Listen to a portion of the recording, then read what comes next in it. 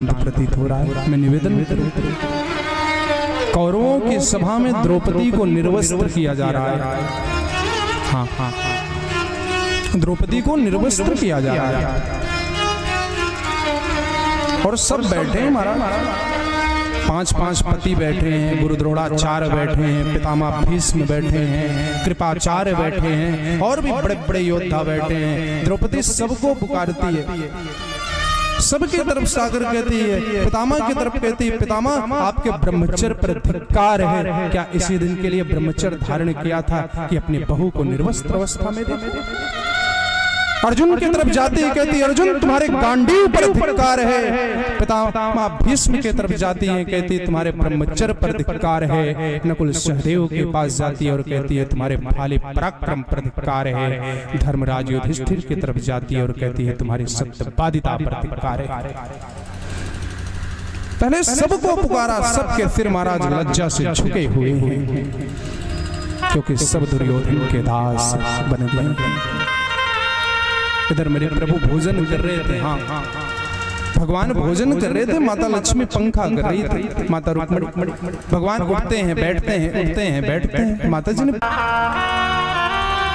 भगवान ने कहा, देवी कौरवों की सभा में अधर्म हो रहा है, पाप हो रहा है।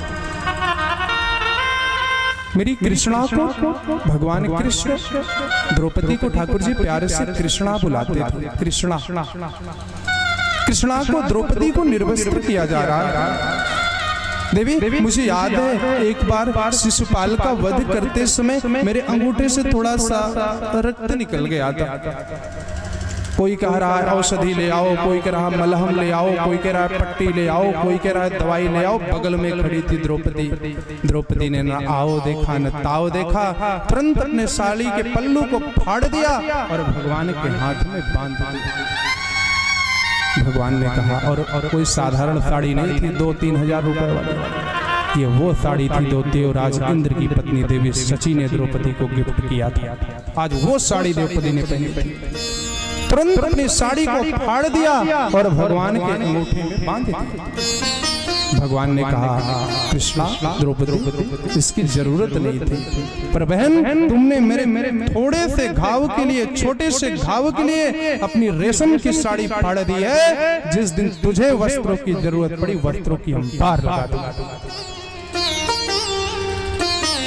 आज द्रौपदी जब हर जगह से हार गई, जब दोनों हाथ को ऊपर ऐसे किया, जब भगवान को पुकारा, हे द्वारिकाधीश मेरी रक्षा करो, हे द्वारिकाधीश मेरी रक्षा करो, मेरे ठाकुर जी वस्त्रावतार रूप धारण करके प्रकट हो गए। दुशासन बेचारा विचार करने लगा, साड़ी बिच नारी है कि नारी बिच साड़ी है, कि साड़ी की ही नारी है कि नारी की ही साड़ी।